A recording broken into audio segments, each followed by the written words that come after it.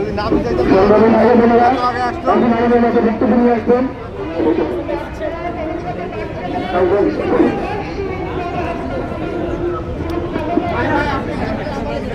ভাই বোনেরা,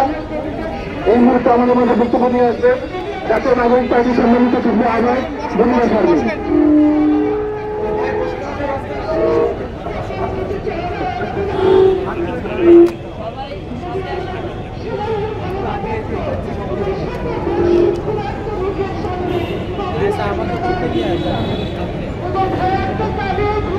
আজকে আমরা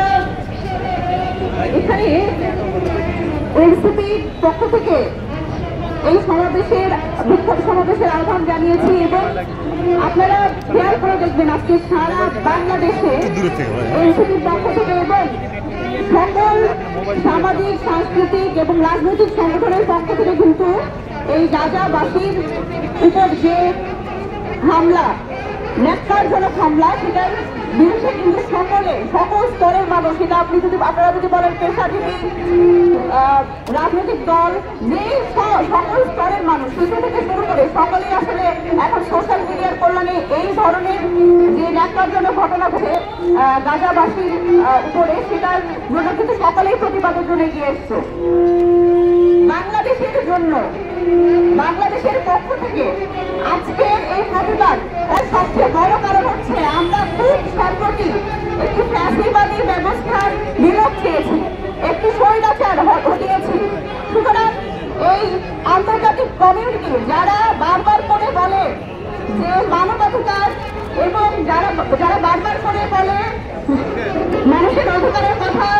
মানুষের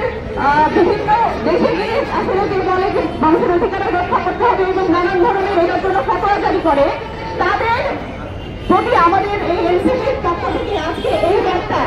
বাংলাদেশে আমরা যেরকম ফ্যাসিবাদ ঘটিয়েছি সেরকম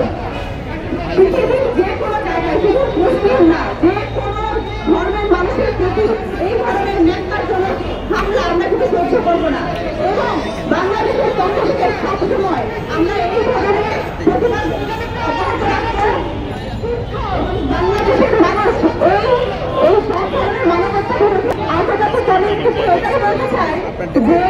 কোনোভাবে ফ্যাসিবাদী ব্যবস্থা এবং স্বৈরাচার ব্যবস্থা কায়েম করে দেখানো ক্ষমতায় থেকে থাকা যাবে না এবং এখানে শেষ হতে হবে এবং এই শেষটা সাধারণ মানুষ, সারা বিশ্বের মানুষ এটা দাবি করবে। এটা যদি কোনো স্বৈরাচার এবং যে দেশগুলোতে আছে সেই দেশের জনগণকে এই ধরনের ঘটনা ঘটছে, তাদের কথা অনেক দেশ নিজেদের স্বার্থ, নিজেদের এজেন্ডা ভিত্তিক রাজনীতি করার চেষ্টা করছে, কিন্তু বৈশ্বিক রাজনীতিবিদদের আমরা বলতে চাই আপনারা আপনাদের আসলে স্বার্থের যে রাজনীতি সেটা বন্ধ করুন। আমরা যে বলছি যে সলিডারিটির কথা, আমরা যে বলছি সৌহার্দ্যের কথা, মানুষের বিভেদ আমরা চাই না, মানুষের যে প্রকৃত মানবাধিকার সেই ভয়, এবং আমরা যারা আসলে এই মানবাধিকার নিয়ে কথা বলে আমরা তাদের আহ্বান জানাবো যে আন্তর্জাতিক সকল পক্ষ যাতে